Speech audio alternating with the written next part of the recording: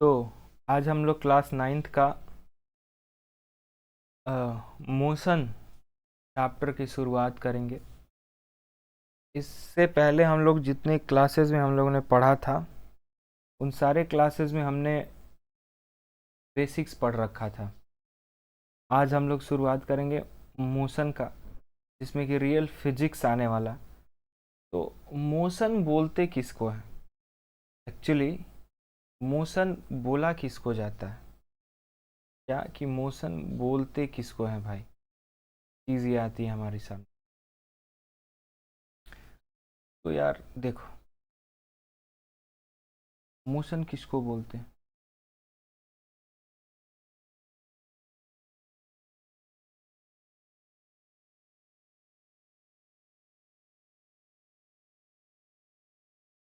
When a body changes its position with respect to time and a reference point।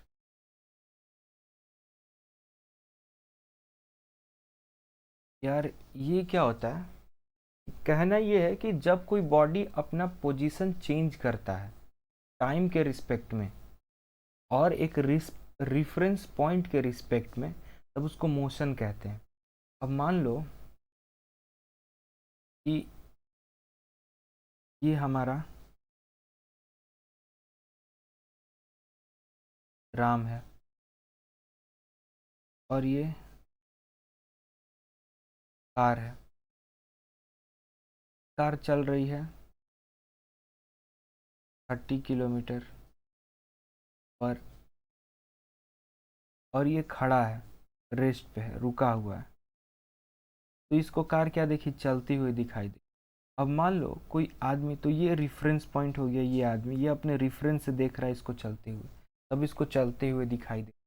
अब मान लो कि एक आदमी और है जो कि बाइक से चल रहा है। इस चीज़ से चल रहा है, बाइक से चल रहा है, बाइक से चल रहा है, और वो भी तुम्हारा 30 किलोमीटर पर आर की स्पीड से चल रहा है। कैसे चल रहा है? 30 किलोमीटर पर आर की स्पीड से चल रहा है। और जब ये आदमी जो बाइक वाला है वो कार वाले को देखेगा, यानी कि जो बाइक पर बैठा हुआ आदमी है वो कार वाले को जब देखेगा, तो क्या दिखाई देगा? कार रेस्ट में है, रुका, उसमें आदमी दोनों लगा कि रुका हुआ है। एक यदि कार वाला इसको देखेगा तो बाइक वाले को तो ये लगेगा कि रुका हुआ है। तो यानी कि कार के रेफरेंस से, कार के रेफरेंस, इसके रेफरेंस से ये बाइक वाला रेस्ट पे है, और बाइक के रेफरेंस से ये कार वाला रेस्ट पे। लेकिन इसके नज़रिए से, राम के नज़रिए से, दोनों मोशन में। तो यार देखा, रेस्ट और मोशन कैसे चेंज हो रहा है, कैसे चेंज हो रहा है। राम के लिए वो रेस्ट पे है और बाइक वाले के लिए, राम के लिए वो मोशन में और बाइक वाले के लिए वो रेस्ट पे। तो ये इंपॉर्टेंट चीज़ है मोशन के डेफिनेशन में, कि हमारा रेफरेंस जो पॉइंट होता है, क्या हमारा रेफरेंस पॉइंट जो होता है, या रेफरेंस पॉइंट, वो बहुत ही ज़्यादा मैटर करता है भाई। क्या कि हमारा जो रेफरेंस पॉइंट है वो हमको बहुत ही ज़्यादा मैटर करता है। क्या करता है? मैटर करता है हमारा रेफरेंस पॉइंट। अब आओ यार, अब नेक्स्ट चीज़ देखेंगे हम लोग। एक चीज़ कहा जाता है, एक बात कही जाती है बहुत ही इम्पोर्टेंट। क्या एक बात कही जाती है बहुत ही इम्पोर्टेंट? कि क्या कही जाती है वो बात? Rest and motion is relative, are relative.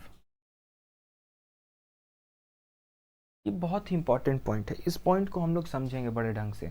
कैसे? क्या कहा जाता है कि जो हमारा ये रेस्ट एंड मोशन है, हमारा हमारा रेस्ट एंड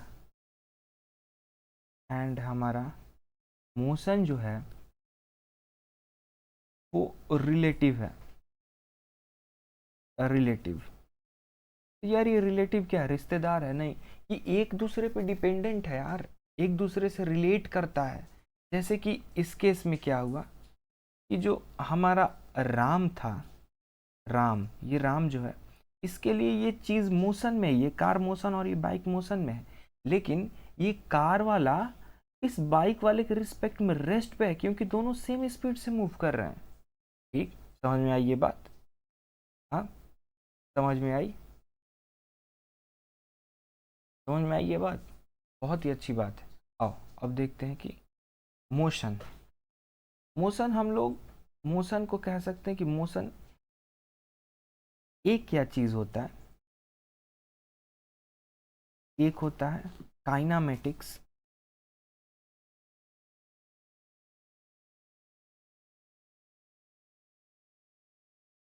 क्या होता है? काइनामेटिक्स होता है। काइनामेटिक्स किसको बोलते हैं? द ब्रांच ऑफ फिजिक्स, क्या branch of physics in which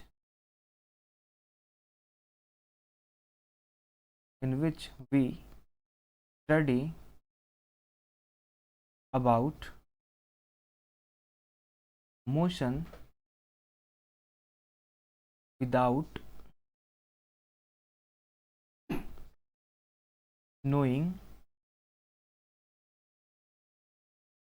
cause of it। यानी कि काइनेमेटिक्स वो ब्रांच है फिजिक्स का जिसमें हम लोग की मोशन के बारे में पढ़ते तो हैं, लेकिन हम ये नहीं जानते हैं कि आखिर मोशन हो क्यों रहा है, कैसे हो रहा है। मतलब कि वो फिजिक्स का ब्रांच जिसमें कि हमें नहीं पढ़ना है कि मोशन हो क्यों रहा है, कैसे हो रहा है, कारण क्या है, बस मोशन हो रहा है उसके बारे में पढ़ना है। समझे? कि अब ये नहीं करना है कि भाई ये मोशन आखिर क्यों हो रहा है, ये बस चली, ब्रेक लगा, रुक ही क्यों गई, बस चलती क्यों नहीं रह गई, इन चीज़ों के बारे में इसमें नहीं पढ़ना है। अब बात आता है यार हमारा कि जो होता है कि क्वांटिटीज़ हमने पढ़ा था, क्या पढ़ा था? क्वांटिटीज़ पढ़ा था।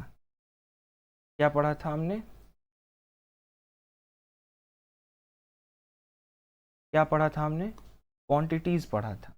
हमारे पास दो क्वांटिटी थी, एक एक थी क्या, फंडामेंटल हमने पढ़ा था, पिछले लेक्चर्स में हमने पढ़ा था फंडामेंटल, और दूसरा हमने क्या पढ़ रखा था, दूसरा क्या पढ़ा था, एक फंडामेंटल था और दूसरा डेराइव्ड। क्या है यार, बात क्या आती है कि क्वांटिटी जो है हमारी, क्वांटिटी को हम लोग फर्दर डिवाइड करते हैं। जो हम लोगों ने फंडामेंटली सब पढ़ रखा है, क्वांटिटी को हम लोग फर्दर डिवाइड करते हैं, स्केलर क्वांटिटी में, और दूसरा वेक्टर क्वांटिटी में। किसमें? वेक्टर क्वांटिटी में। अब बात आती है कि आखिर स्केलर क्या होता है और वेक्टर क्या होता है। क्या होता है कि अब जो क्वांटिटी, स्केलर क्या होता है, वेक्टर क्या होता है। स्केलर क्वांटिटी क्या होती है और वेक्टर क्वांटिटी क्या होती है? तो स्केलर क्वांटिटी उसको बोलते हैं quantity which doesn't have direction but have proper magnitude is called scalar quantity. तो क्या बोलेंगे? स्केलर क्वांटिटी बोलेंगे। अब बात आती है भाई कि हमारे पास की अब वेक्टर क्वांटिटी किसको बोलेंगे? बात क्या आती है कि वेक्टर क्वांटिटी हम लोग किसको बोलेंगे? तो यार अब वेक्टर क्वांटिटी हम लोग उसको बोलेंगे, देखो वेक्टर क्वांटिटी किसको बोलेंगे, वेक्टर क्वांटिटी which have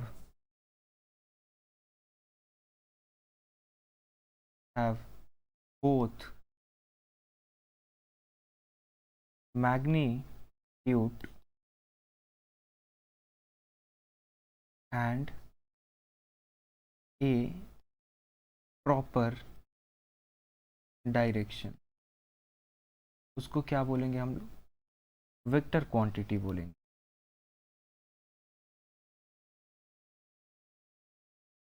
इसका एग्जांपल आ जाता है यार, हमारा आ जाएगा वेलोसिटी, दूसरा डिस्प्लेसमेंट,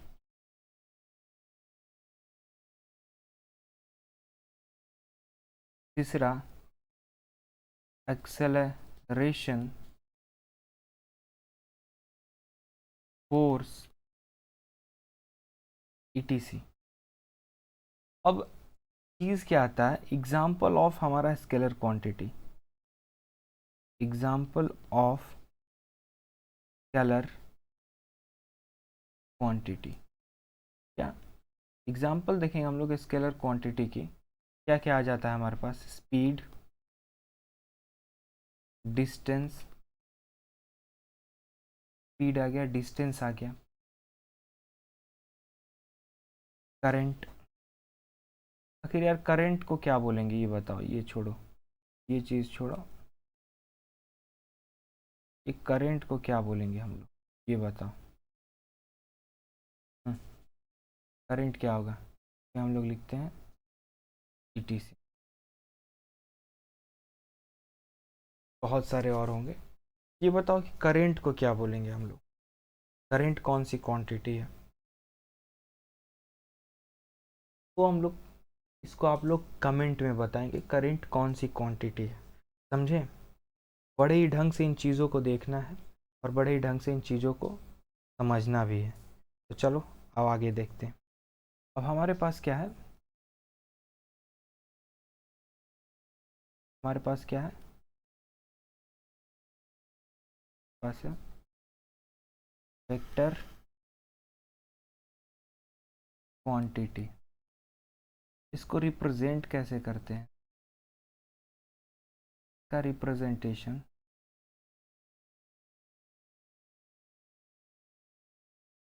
एरो से,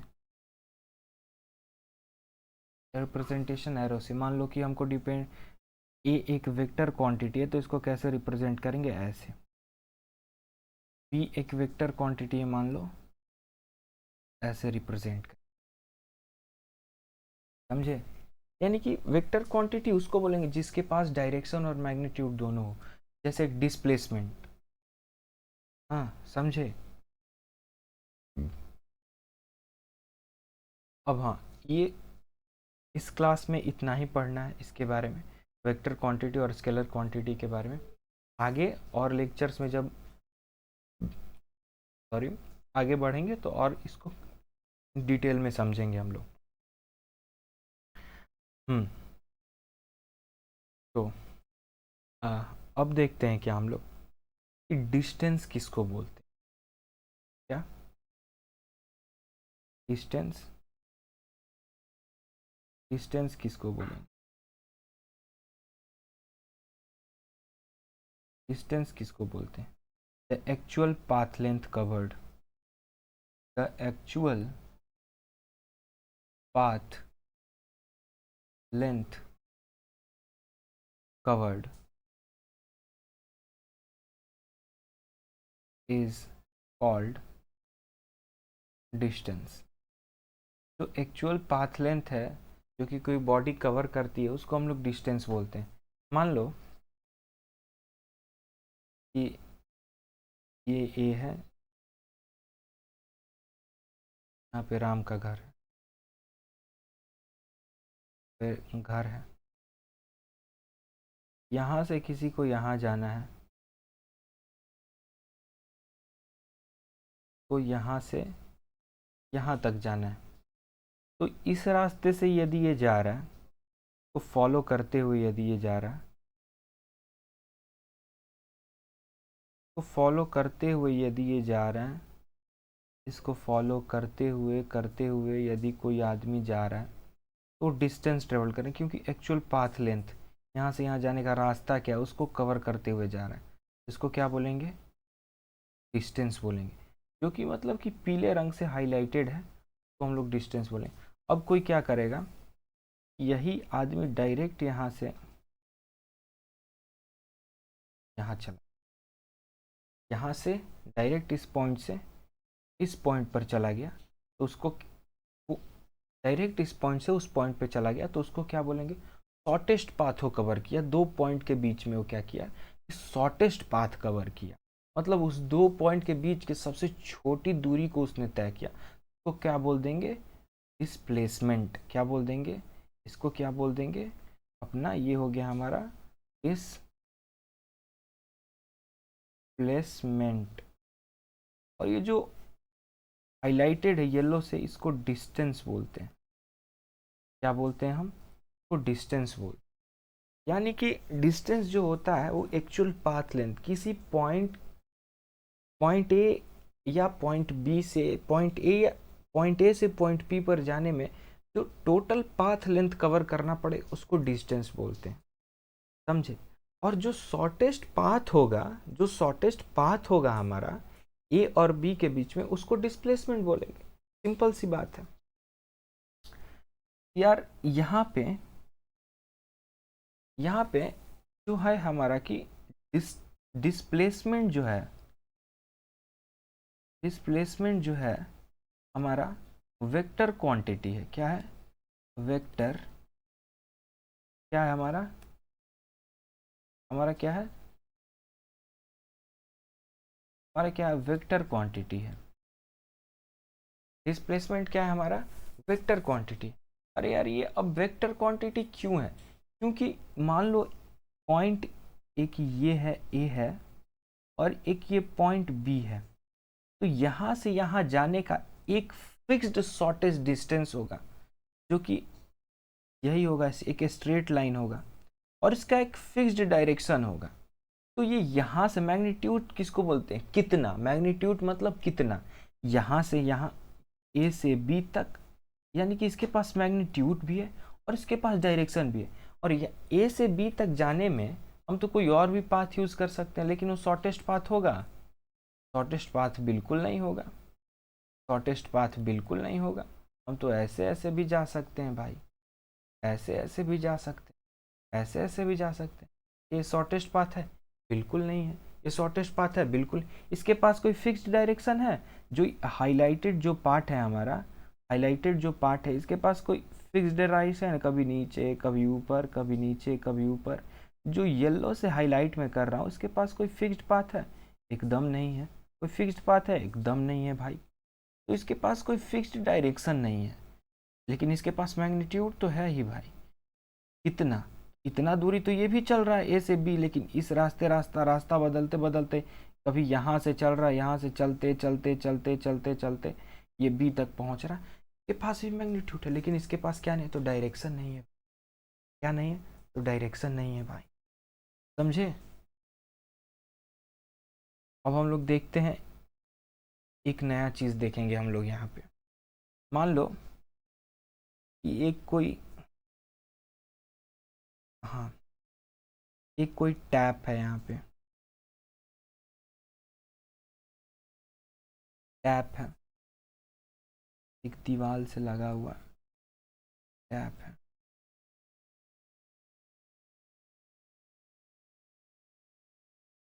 इसमें पाइप लगा हुआ है। पाइप को ऐसे ऐसे ऐसे ऐसे ऐसे ऐसे ऐसे ऐसे यहाँ तक ला दिया कि यहाँ पे पानी निकल रहा है। तो ये बताओ, ये पॉइंट ए है और ये पॉइंट बी है। ये बताओ डिस्टेंस क्या होगा और डिस्प्लेसमेंट क्या होगा? डिस्टेंस क्या होगा, डिस्प्लेसमेंट कैलकुलेट करो। डिस्टेंस कैलकुलेट करना है डिस्प्लेसमेंट का, ये बताना है कि कहाँ से कहाँ डिस्प्लेसमेंट होगा। पाइप का लेंथ है तुम्हारा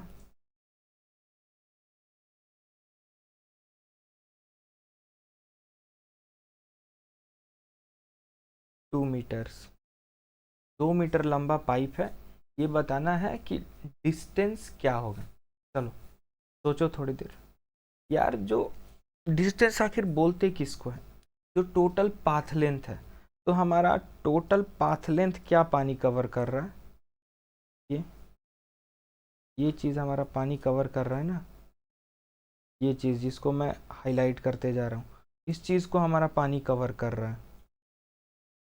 क्या कर रहा है? इस चीज़ को हमारा पानी, टोटल जो पाथ लेंथ है ये है, इसको हमारा पानी कवर कर रहा है। तो डिस्प्लेसमेंट तो यही हो गया ना भाई, जितना पाइप का लेंथ हो गया। डिस्टेंस तो वही ना हो गया जो पाइप का लेंथ हो गया। Distance distance is equal to pipe length. अरे भाई पानी वहां तक तो पहुंच, pipe length is equal to 2 metres. और डिस्प्लेसमेंट क्या होगा? यहाँ से यहाँ तक। कहाँ से? यहाँ से यहाँ तक। मैं एरो क्यों लगा रहा हूँ? क्योंकि एक ये वेक्टर क्वांटिटी है, रिप्रेजेंट करने का ये तरीका है। समझे बात को? मैं एरो क्यों लगा रहा हूँ? क्योंकि वेक्टर। अब मान लो इसी पाइप को मैं क्या करूँ, इसी पाइप को मैं यहाँ से नल से निकालता, नल से निकाला मान लो यहाँ से, और इसको गोल गोल गोल गोल गोल गोल गोल गोल करके यहाँ पर पानी देना है।